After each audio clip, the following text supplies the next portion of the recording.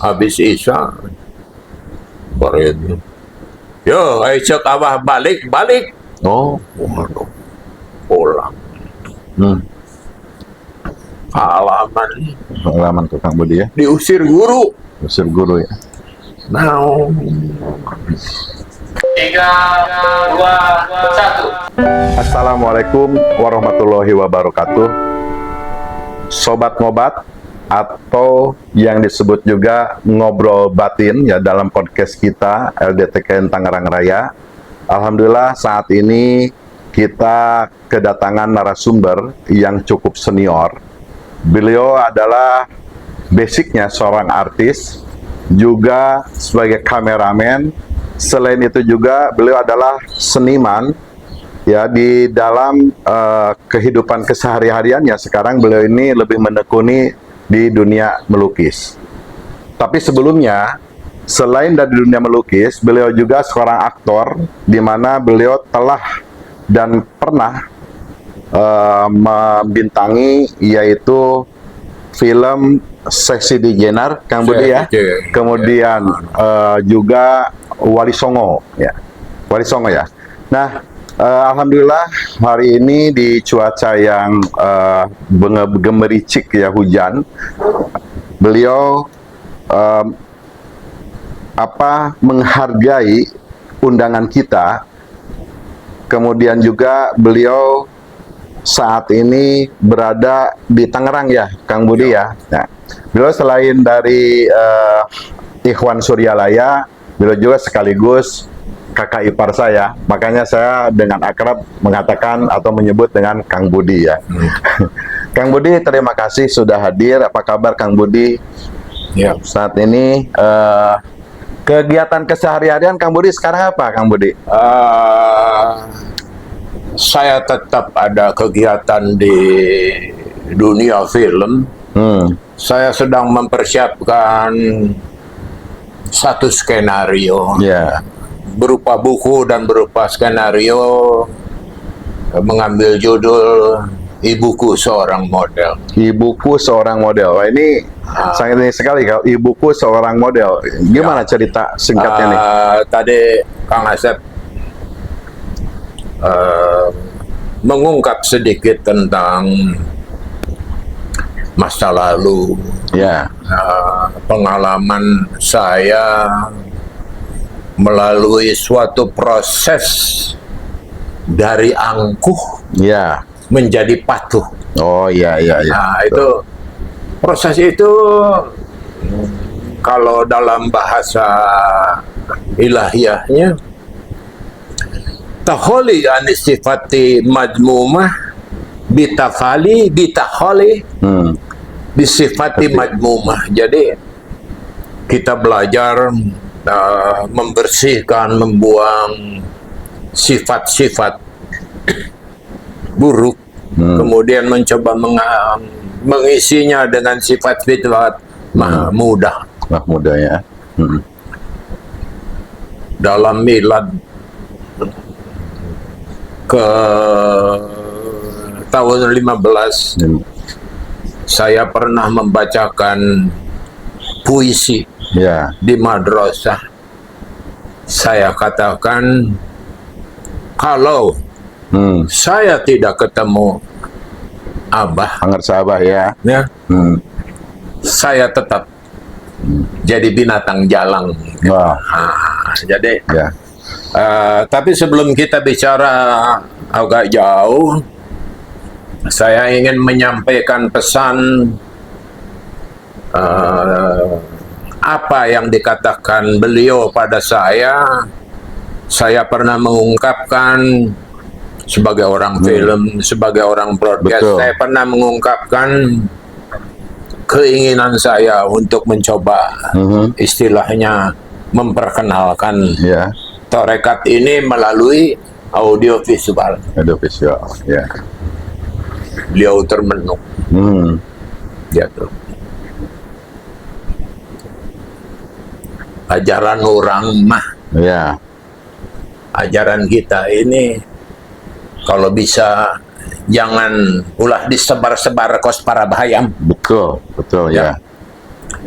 Jadi intinya kalau mendalami tarekat itu ya fa'iluhu ya, Fa'il. bukan mendiskusikan, bukan mengobrolkan, bukan apa.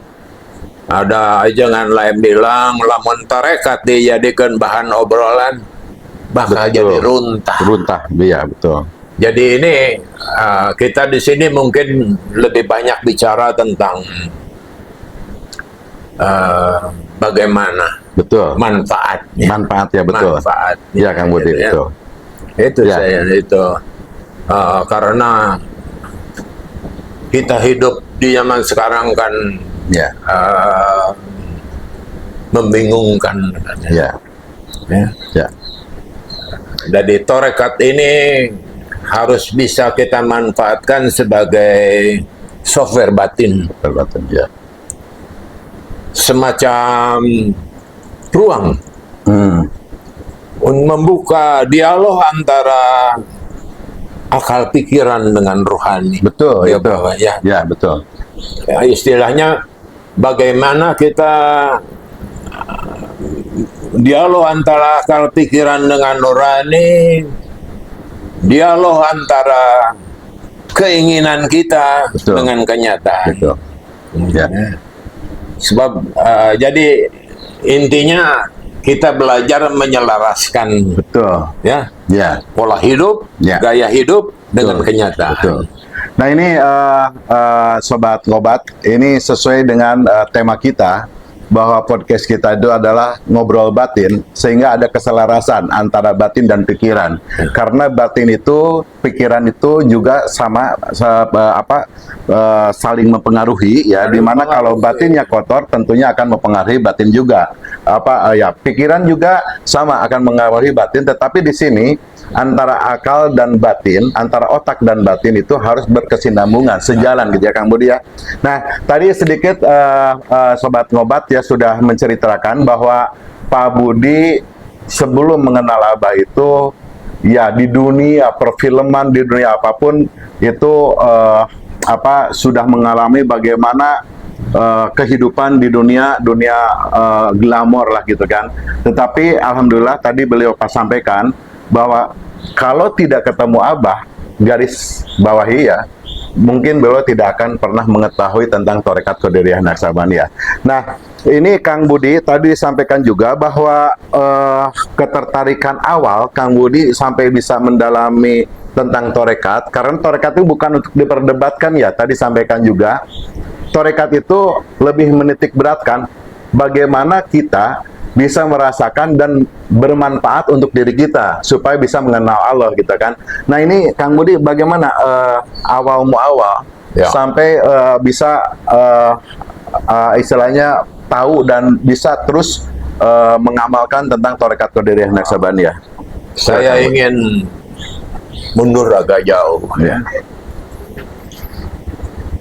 Kedekatan saya dengan tarekat itu sebetulnya diawali dengan persahabatan antara uyut saya dengan Abah Sepuh. Oh, jadi dari Uyut ya, sama ya? Ya dari Buyut ya.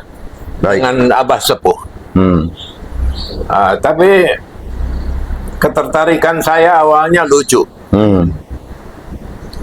Saya di tengah zaman keemasan waktu itu ya, kerja di Amerika, kerja di Kanada, Ya, tapi juga dengan sedikit kesombongan. ya, Saya tidak mempersiapkan diri membayar asuransi kesehatan. Sehingga tak kalah saya menderita semacam low back pain, rasa nyeri di punggung. Saya ketemu dokter di sana. Kalau nggak punya asuransi, terus terang aja, nggak bisa. duit lo bisa habis. Ya, ya. Ongkosnya gini. Saya nyerah, pulang ke sini. Itu waktu di Amerika itu? Ya, Atau di Kanada? dari Kanada. Oh, dari Kanada, ya. Saya ketemu sama Amoroso Katamsi yang Ya, menjadi. betul. Dia bilang, wah, kalau lihat kondisi, jujur aja, Lu nih kalau nggak lumpuh total, minimal kursi roda. Waduh, aku. Nah, saya nemuin nenek saya, dan dia tuh murid Dari Pangarsa Abah Sepuh. Abah Sepuh ya. Saya bilang sama dia, nah, kondisi saya sudah begini, mungkin kemampuan saya saya titip aja anak-anak saya. Dia bilang, ulah ngomong gitu. Jangan bicara begitu ya. Ya, jangan bicara begitu. Ya. Ya, kamu mesti ketemu sama seseorang. Dibawa saya ke Suryalaya. Rambut lagi gondrong. Lagi gondrong ya. Gitu. Saya pikir, aduh, ini apa-apaan sih? Pengobatan modern aja udah angkat tangan. Ya. Sekarang gua dibawa ke pesantren. Itu sombongnya dulu ya. Masih ada angkuh. Nah, terus akhirnya Abah ketemu bilang, ini mah mungkin karena kita kurang rasa syukur. Nah, Nih. Sekarang begini dah. Baturan Abah diajar, Abah gak diajar kene. mana loh ya. Temenin aja Abah belajar, karena Abah juga lagi belajar. Itu seorang guru mursyid masih bicara begitu ya, Kang Budi ya, saking Selesai ditalkin, tidak ada ucapan, nah, timimiti ayeuna nya, dari mulai sekarang nggak boleh begini, begitu. Dari mulai sekarang kamu harus sholat, harus nggak ada. Setelah ditalkin itu, Tidak ada. Jalan pulang saya diantar sama bapak sama uak saya, hati kok jadi dingin. Waktu itu jangankan sholat, Al-Fatihah saja saya sudah beda. Mulai pelan-pelan, mulai kok enak ya lihat orang ibadah. Gitu enak. Ya. Pondok cerita mulai tertarik. Dan Abah strateginya kalau ngomong sama saya enak ya. Kerja kamu tuh di film ya, iya. Di samping itu saya suka nulis juga, Abah. Nah, kalau kamu mau bikin skenario bagus, liatin aja lah kelakuan orang-orang yang datang ke sini. Oh gitu. Inama amalun biniat. Ya. Bahwa niat dari semua perbuatan itu, ya, dari amal itu dari niat. Dari niat. Dinilainya. Orang datang ke Suryalaya kan niatnya macam-macam. Betul. Mayoritas pengen jadi kaya. Iya. Itu mayoritas. Ketemu sama kiai ngalap barokah, dia bilang. Ya. Ziarah kubur ngalap barokah.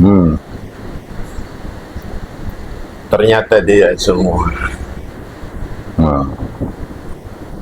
Saya lupa tadi apa awal yang sempat menjadi pikiran di hati saya pada waktu di rumah sakit. Saya nggak perlu sebut namanya.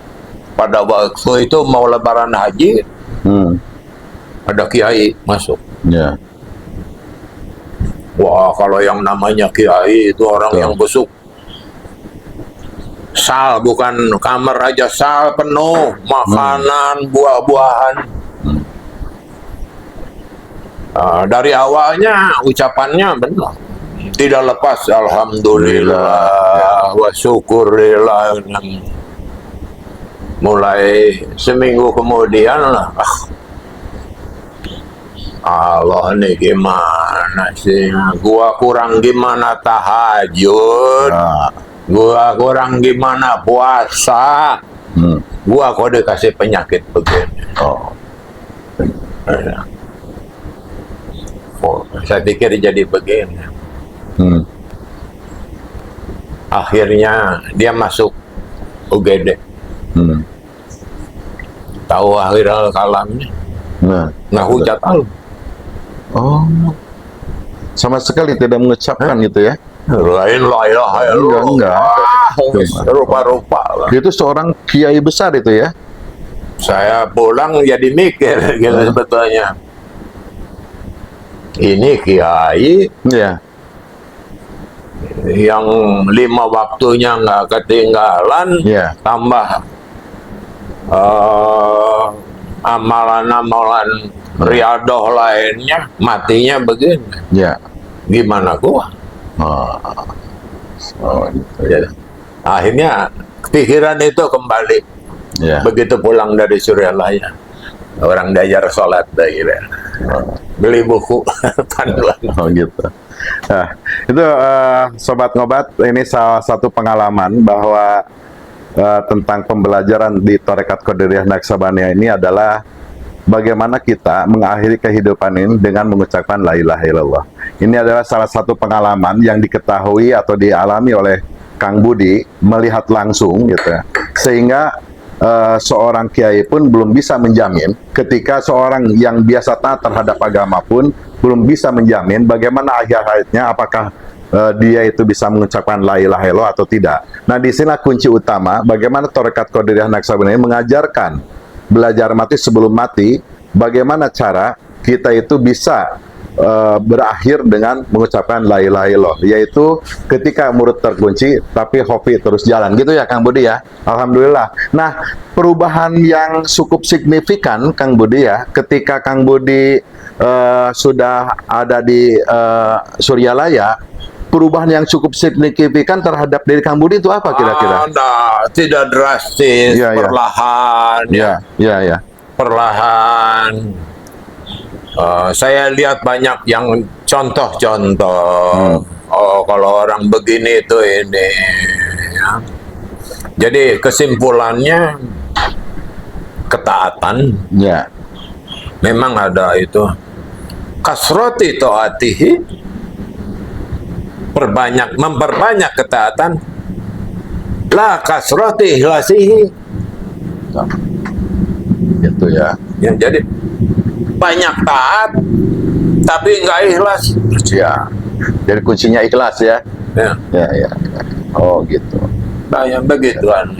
Jadi secara bertahap perubahan itu tergantung kita. Ya. Tergantung kita apakah kita mau menjalankan atau tidak gitu kan Kang Budi ya. Atau ketika melihat sesuatu hal yang menurut kita tidak sesuai dengan apa yang ada tadi sampaikan, maka kita harus kembali lagi bagaimana kita menjalankan atau melaksanakan amaliyah taqiyan itu tadi ya. Nah, momentum spiritual yang melekat tentang Tarekat Qadiriyah Naksabandia di Kang Budi itu gimana sih?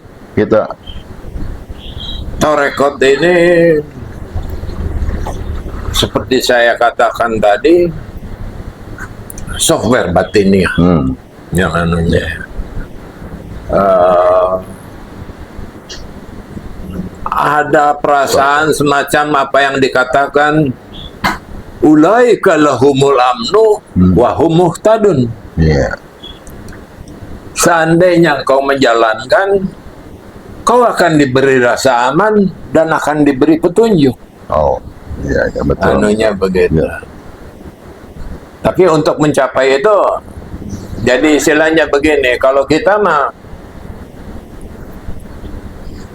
dibayar dulu, Ya. baru disuruh kerja. Ya. Nah, itu ya. Ya.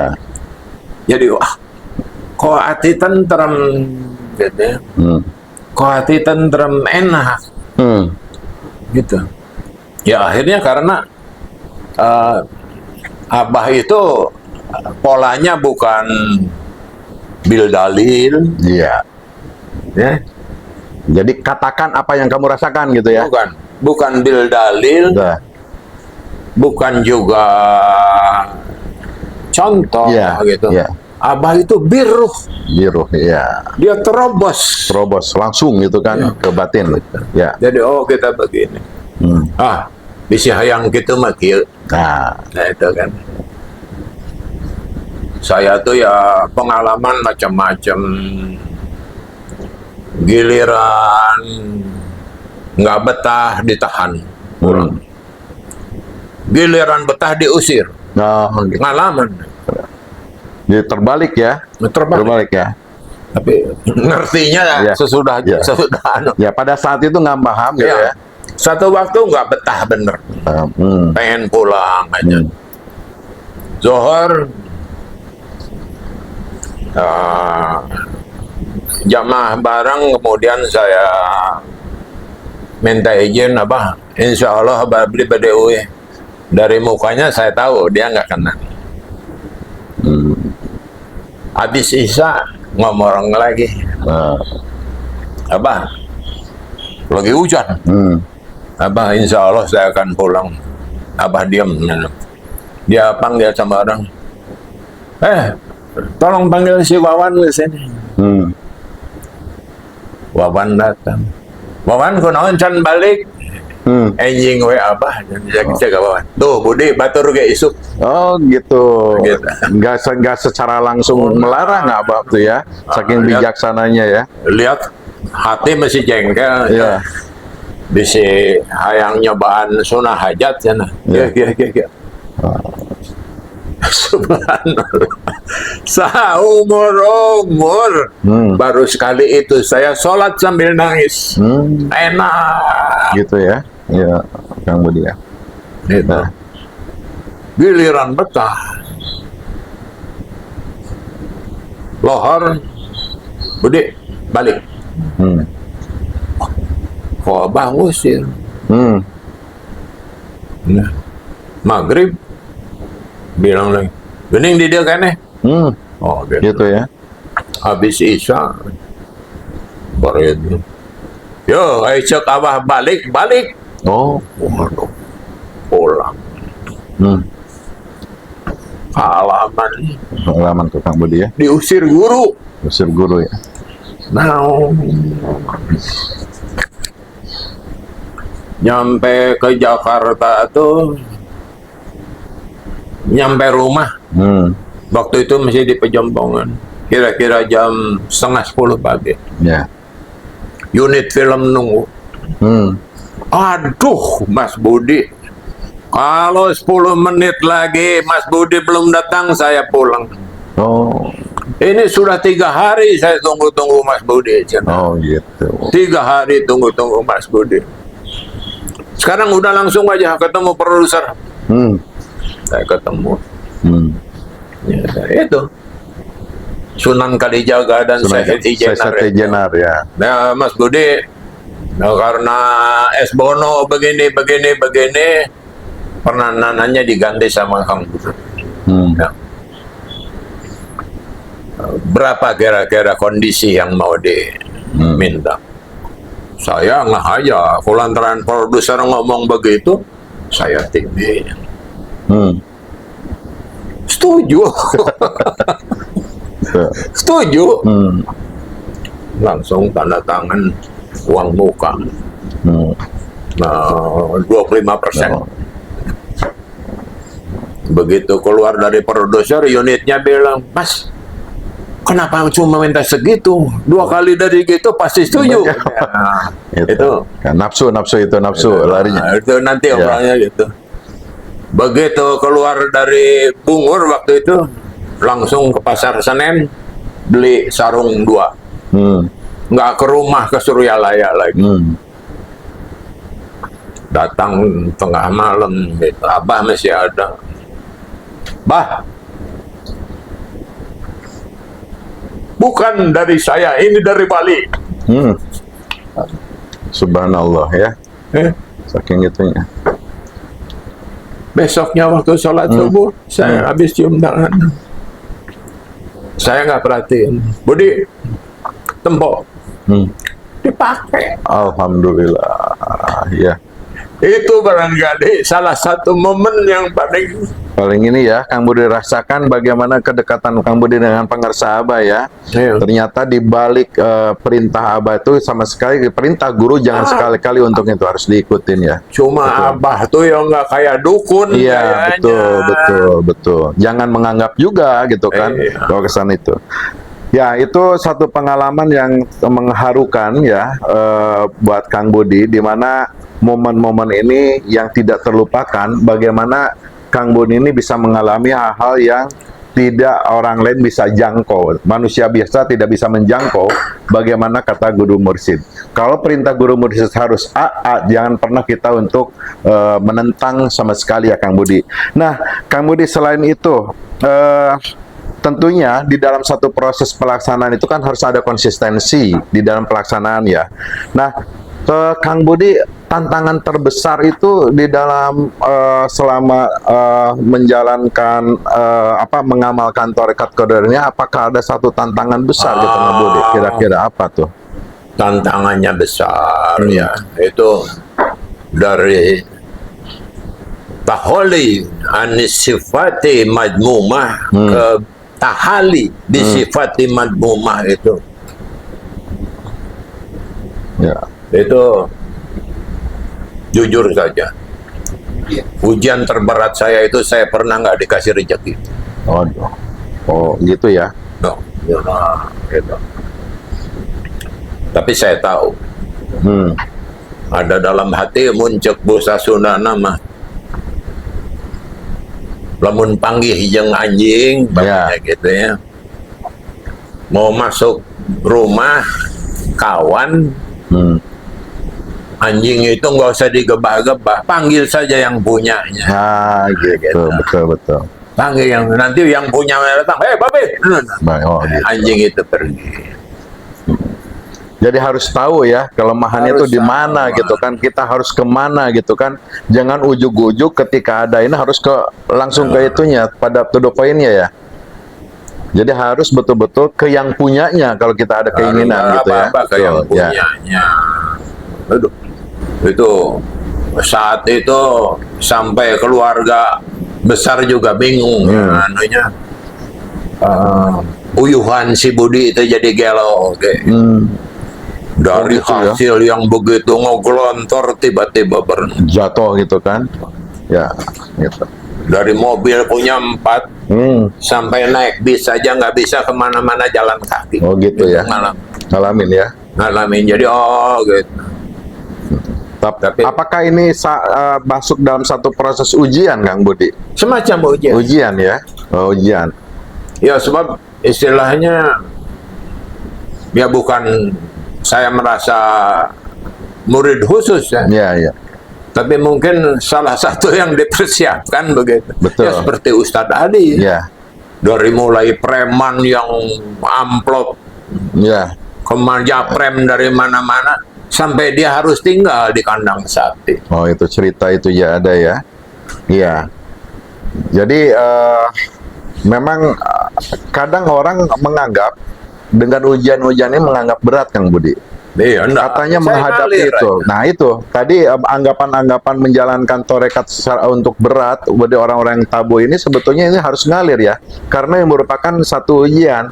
Ujian ini ketika diberikan pada anak SD tentunya pertanyaan beda gitu kan. Kemudian ke SMA juga beda. Ya ke universitas juga beda. Tentunya ini juga sama gitu kan. Ujian itu apakah kita bisa menghadapi atau melalui ujian ini? Ya tentunya kalau kita sudah mendapatkan ilmu ataupun amaliah dari guru mursyid, tentunya ini harus tetap konsisten dengan menjalankan itu. Karena seperti tadi bilang, Sobat Ngobat, bahwa apa yang disampaikan, dikatakan oleh guru mursyid, yang tentunya kita belum tahu apa arah mau kemana, tapi tentunya setelah menjalani ini baru akan ketahuan jawabannya. Seperti itu Kang Budi ya.